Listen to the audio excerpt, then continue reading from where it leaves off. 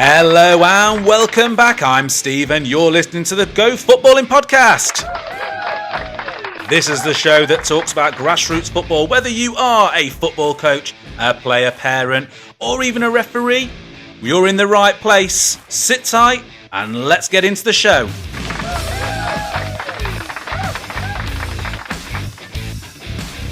So firstly, a big thank you to everyone that listened to episode 1. If you've not listened to episode 1, you can always go back and find it on Spotify and also on YouTube. That first episode was all about football firsts, including trivia and also a bit of a conversation regarding the heading and kick-ins of the game and just how that's changed, especially for the younger age groups. But for now, just sit tight, it's episode 2. So on the lineup today, we of course have got what's hot and what's not in the grassroots game today. As always, there is also some football trivia. Now the theme for today and the things we're going to be talking about most on the show is going to be the changing game of football. We've all been playing football for a long time, and if you've not been playing football for a long time, don't worry. What we have found though is that there have been changes made this season, which is why in the last episode we talked about the heads and kick-ins. We're about halfway through the season now for those younger age groups that are using those rules, but there's also the FA have released in the last sort of 4 to 6 weeks, and there's a lot of noise going around with this as well, is that they are looking at changing the format of some of the youth age groups. So we're going to talk about that too. We've got the normal segment as well of On the Pitch, so this is especially for the players, it's for the coaches, the managers, the things that get said on the actual pitch that maybe not everyone else can hear, that make a game fun. You know, it's the banter, it's the things that get said, it's the things that happen that not everyone's aware of. So that segment's coming up too. Just be running in line with the theme of today then of the ever-changing game is that we always do a little bit of trivia as well. So let's get some of those trivia questions out of the way now and let's get your heads thinking about the game that's changed so much. And the game that we all love as well, you know, that grassroots game or that professional game even. You know, back in the day when it was first invented, when we first decided that something was going to be called football, it looked very, very different to what it does today.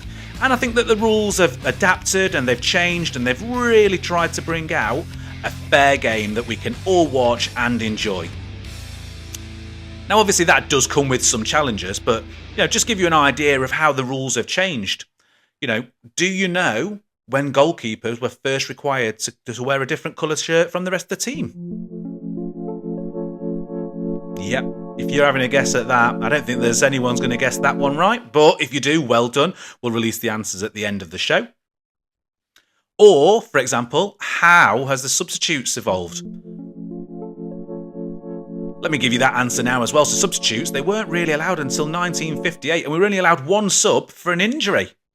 So look, obviously there's a lot of changes that happen in the game, and the FA are releasing some changes that they are looking to make in the game for the grassroots, especially for those younger age groups as well, starting in the 26-27 season.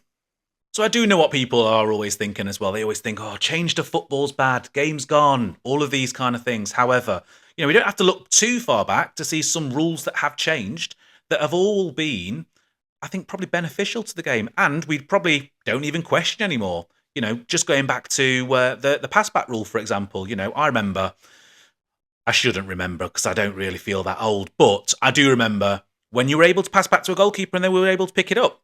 You know, do we remember at that time? I'm sure that some people do remember there being that, unless you've been watching it on one of those channels and you're looking at some of the older games that have been played and some of those classics games from the 70s and 80s, you know, you probably wouldn't actually realise that there was ever a pass-back rule introduced and when it was introduced as well. But that was only introduced fairly recently. You know, I mean, I say fairly recently as well. 1992 was when that rule was put in place. But to be honest, I think it's been pretty positive. Unless you're like, you know, you're cup final, you're 1-0 up and it's like 90 minutes and you want to keep passing back to your goalkeeper as well.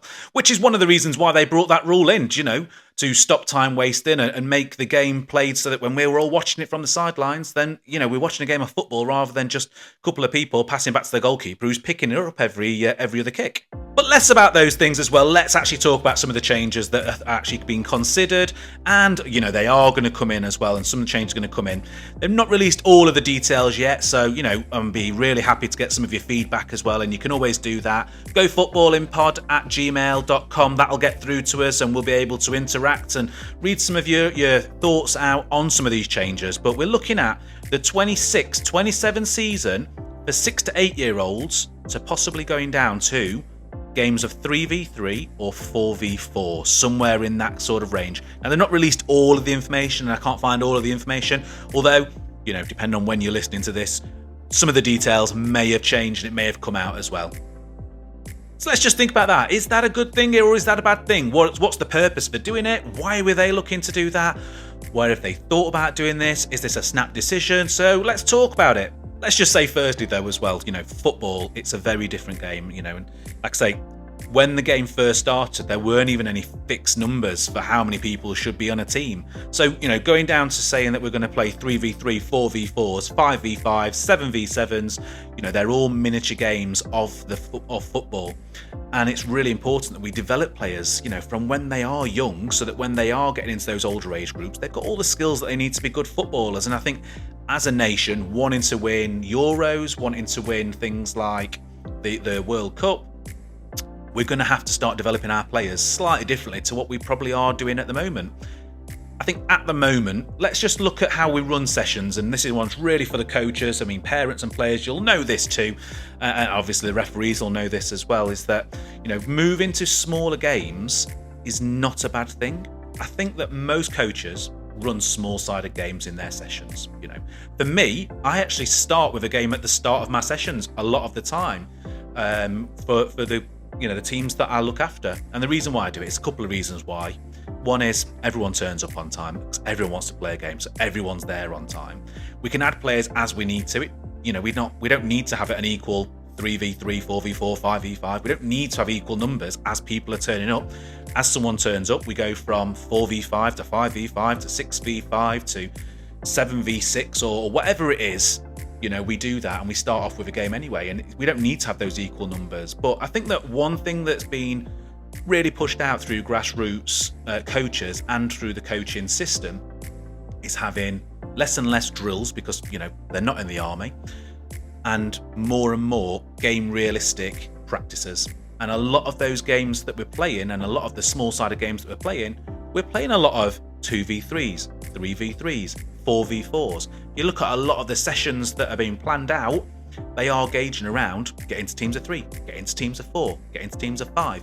Even older age groups in grassroots as well. So, looking at sort of like maybe under 15s, under 16s, something like that.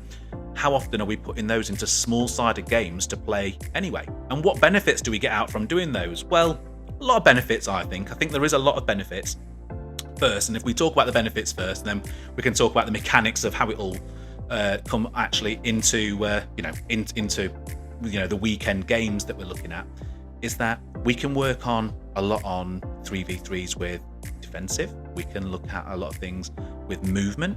We can look at how first touches are made. What else do we get out of small-sided games? If there's only 6 people on one ball, they're all arguably going to get more touches of the ball. More touches of the ball, they're going to get better at first touches. They're going to get better with skills. They're going to get more chances of one-on-ones, 2v3s, 2v1s, 3v1s. It's all going to be something that they're going to be able to learn and develop their skills. So, look, anything that's going to get the ball at their feet more often with more time on the ball, even in smallest games, and even in sessions, we generally have 3v3s and another 3v3 and another 3v3 team that are all coming on, and that's all great because the more touches of the ball they get, the better they're going to be on the ball, the more confident they're going to be. But in those kind of smaller areas, the better they're going to have to move, which is great. And this isn't something new as well. This has not been something that I think that they've just thrown straight in of like, we're going to change this in 2 years. Let's do some research. They've already done 2 years of research on this.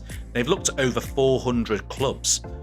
So if they've done that amount of research already, there's got to have been some good outcomes for them to consider. No, the way that we need to work forwards is we need more 3v3s, 4v4s, we need smaller games, more touches, more time on the ball, more time for these young players to develop skills so that when they move through 5v5, 7v7, 9v9, and then into the 11-a-side game, they will be more confident on the ball.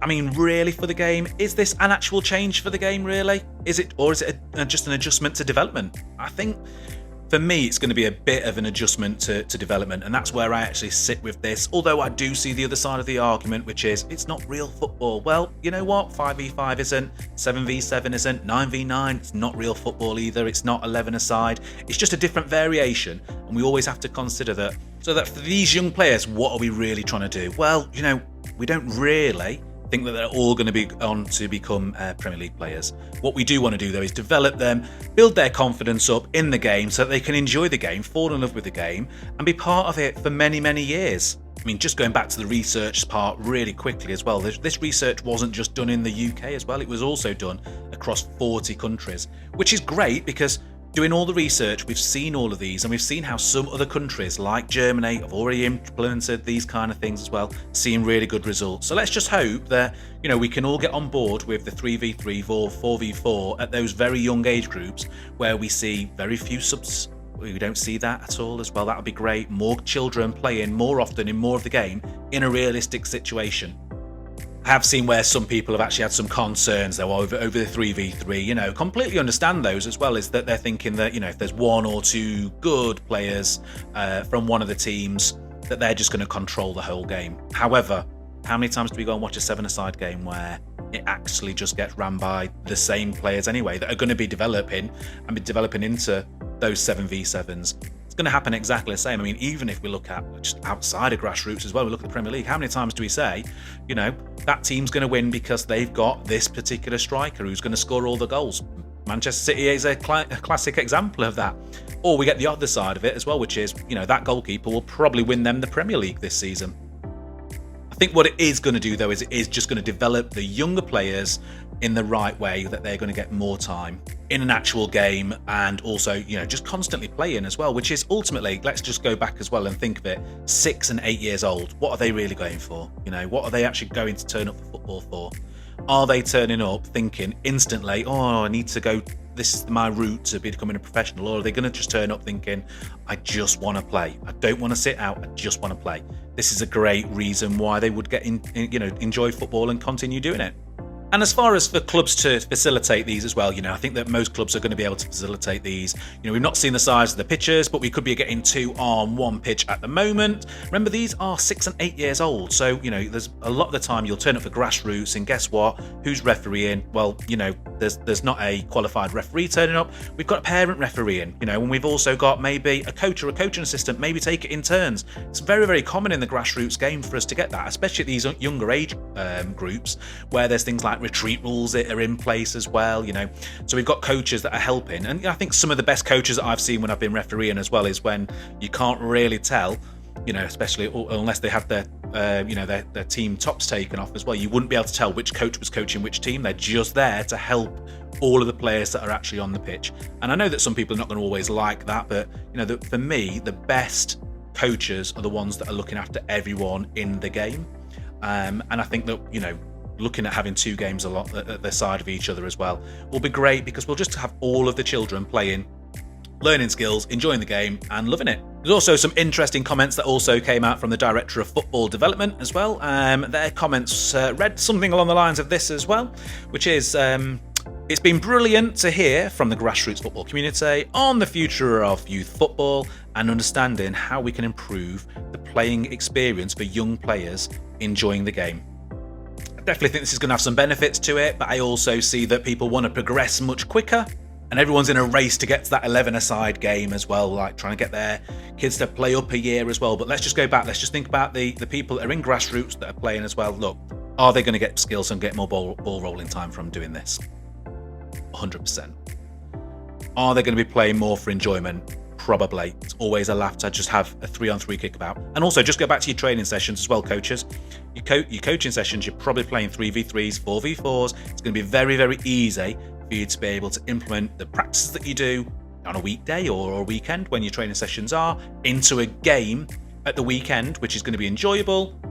but also competitive enough that parents can actually watch it and know that their kids are developing, enjoying football, and they can also go there and watch, understandably, watch their children play football in an enjoyable experience where they're not going to have to watch them on a subs bench for X amount of time, and where there's real pressure off for them to just enjoy and grow and develop. I suppose for those grassroots players, it's just a little bit like the Power League. I know I mentioned that in the last episode too, but there's different rules in there to what we're used to seeing on 11-a-side as well. No access into the box or the areas that they've got. Different size goals. You can play off walls, no throw-ins, all of those things. So I think this is going to be pretty positive. But look, let's get your feedback too as well. So it's at gofootballpod@gmail.com. Get in touch. So let's move on to the next segment then as well. This one is on the pitch. This one's slightly different this week. So this one isn't actually that happens on the actual pitch, but this one's actually on the training pitch for me.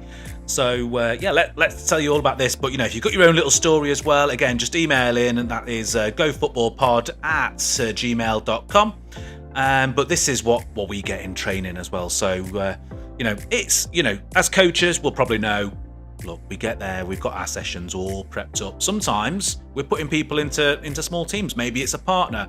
Maybe it's, maybe we're playing a little rondo game. Maybe we're playing a directional game. Maybe we're playing a 3v2, a 2v3, a 4v2. We're working on transition. Maybe working on defence. Maybe working on attacking practices, core skills, all of those things, And I'm sure all coaches are probably the same with that as well.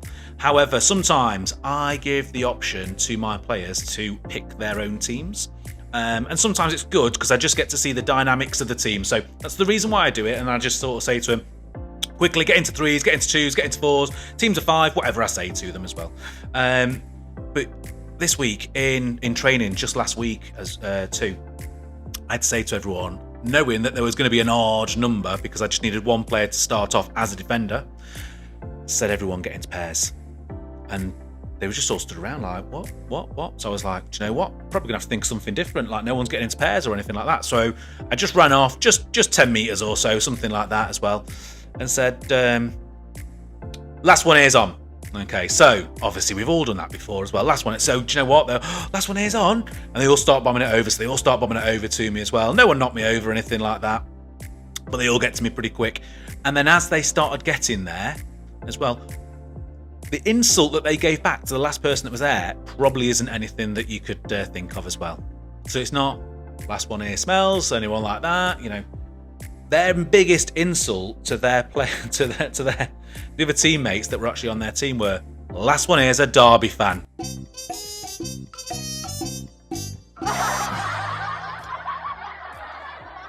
I know, what a massive insult as well, not supporting Derby myself, and obviously none of them supporting Derby as well. Obviously a bit of an insult there as well, so big sorry to any Derby fans too. No insult meant or anything like that, but obviously, you're probably going to say the same about another team, aren't you? So that just brings us on to the last segment of the show today then, which is just going to be a little bit of trivia just regarding some changes that have been in the game and some changes that have been in the game for a long time now. We probably won't even have realised that they were ever not rules. So the first question that I did ask you right at the start of the show also, there was, when did goalkeepers first need to start changing their and wearing a different colour top to the rest of the team? Anyone want to have a guess at that one? Have a quick guess? Have a look around, see if anyone around you's got an idea? So that one didn't come in play until 1912, where they were to easily distinguish them from their outfield players. So that's when that one came in. So if you did that one, well done if you got that too. So next question then is introduction of direct free kicks. What year was that? When did we start having direct free kicks? If you'd have said 1903, you'd have been right. Yes, so quite a long time ago that they started putting those in as well. But just think of how old the game is. They didn't have direct free kicks when they were first playing. Absolute madness.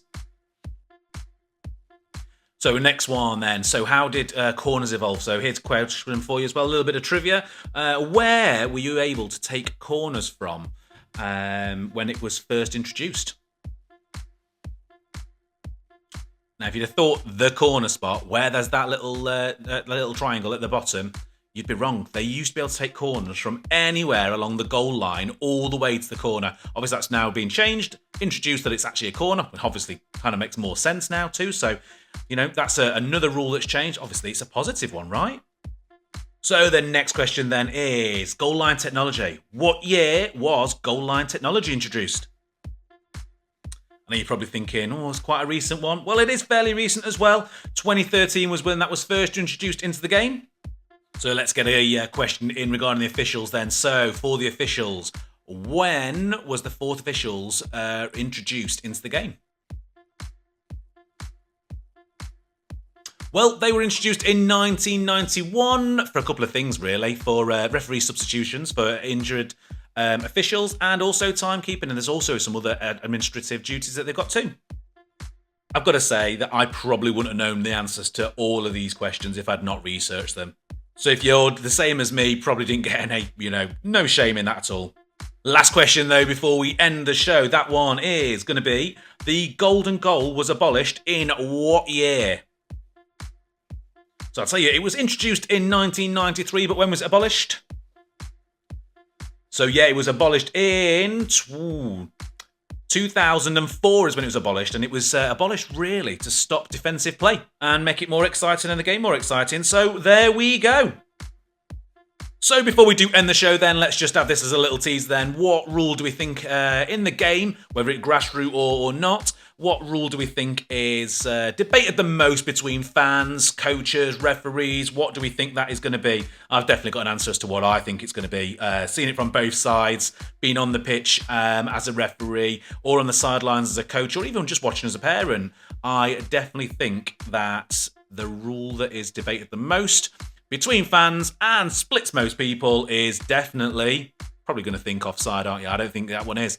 Handball. Absolutely handball. But, you can always message in and just email to us. Let us know your thoughts on that too. And that is gofootballpod@gmail.com. So I hope you enjoyed the show. I hope you can subscribe, you can share, like it with all of your coaching friends, players, parents and referees. And I will see you again next week.